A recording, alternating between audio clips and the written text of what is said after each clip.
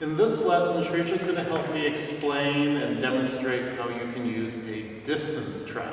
So just first to define it simply, a distance trap is where you create a scenario where you are pulling your opponent in. They're going to attack you and you're going to make them miss. This can be done in a manner of different ways. You could be stepping in and then calling their attack to fall short, or it could be you just stepping in and then doing your preparation to hit them from a greater distance. So ultimately, all it is playing a little bit with the distance to make your opponent miss, but ensure that you can hit them. So we're going to have a look at a few distance traps, how they get set up, and essentially how they work. So just before we get started, I want to demonstrate some of the work that goes into a distance trap. Normally you want to have nice separation, so here we are, we're separated, we both extend our arms nice and straight. You'll notice our blades have a little overlap. The general understanding is if you can touch the person's blade, you can certainly land a touch on their target. We're a fair distance apart, so it's usually going to be the foot or the hand, not so much the torso without the preparation stepping in. So for this case, when we want to set up a distance trap, we're going to play with that space. So I'm going to put my mask on.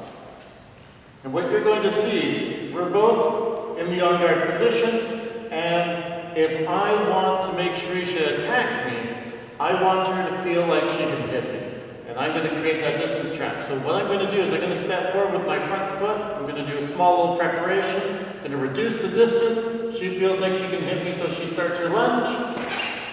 And I can make her miss. Now in this case, Shrisha's not really attempting a lunge to hit me. So we're going to do this again. We're going to see what it's like when she's really trying to score a touch. Because in that case, I didn't really have to pull back. I didn't have to fall short. She wasn't really finishing. So if she's truly trying to finish the action, and again, there's some separation here, so I want to lull her into an attack. I'm going to do, again, that half step forward with the front foot. I'm going to do a small preparation. She's going to attack, and she'll probably go for a lower section. So if I take that big half step in, I can make her miss because she's attacking the low line. So I step in, I pull that away, and I can hit the arm. So this is just a very simplistic setup of distance traps. Now, I can do another one. And this time we're going to move a little bit. So I'm going to press the attack. Shrisha's going to move away a little bit. So I'm stepping forward. She's retreating. I step back. So I'm kind of creating a rhythm. We're fairly comfortable in our distance. We have separation. And then I'm going to step. And there's the attack. So I step in. She thinks I'm close enough to hit. But I've set up that distance with my preparation. So I step forward a little bit. She starts her lunge. I just finish with the hit. Now, these are all simple demonstrations, but what you have to note is there's a lot of preparation that goes into a distance trap. So if I'm pushing, I'm pulling, Shrisha's going to be kind of mirroring my movement, and that means I can set a trap. She's following me, I'm stepping back, she's stepping forward, I extend, she commits, and I can just hit. Right there. I'm making sure that I'm at the approximate distance needed to hit a target that's traveling forward, while making my target a little bit less accessible, but still inviting. So that's one example of a distance trap. For our last example of a distance trap, we're going to be looking at how you can pull your opponent short in a flesh. So again, I'm going to be setting up the distance trap. Shrisha is going to be committing with a flesh.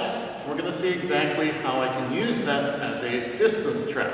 Now, first thing we want to make sure we're familiar with is when we're fleshing, it's a surprise, explosive attack. You really want to be hitting at or just before your crossing foot lands.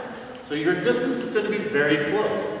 Now, how we can apply that in a distance trap is I'm going to make it appear that we're very close, but it's still going to be pulling short. So that means I might do a half step forward, she does her flesh, I step back, and I can close out in one line and hit in that preparation. So we'll see how that works. So we're going to start at a good distance. So Shrisha's going to take one more step back. And right now, this is where we're going to be standing. We're just going to be bouncing around a little bit. And you can see we have nice separation. This is not a good place for her to flesh. I'm way too far away. So what I want to do is I want to make it look like we're getting closer. And I want her to feel like she can attack me safely with that flesh. So I'm going to step in, she fleshes, and there's my opposition. I'm drawing her in to attack. She thinks she's at a safe distance. So we'll do that again, and we'll add a little extra movement. So again, safe distance apart, we're just moving around, and I'm going to draw her in to commit to that flesh. So I step in,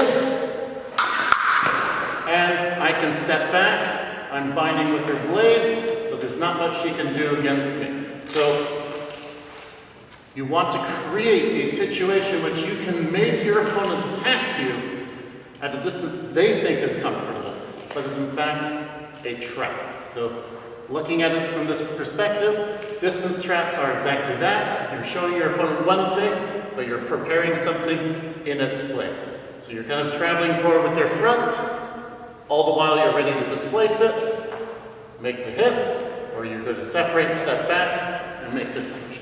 So again, distance traps, you're playing with the distance to invite your opponent to attack you at a space of your choosing, not theirs.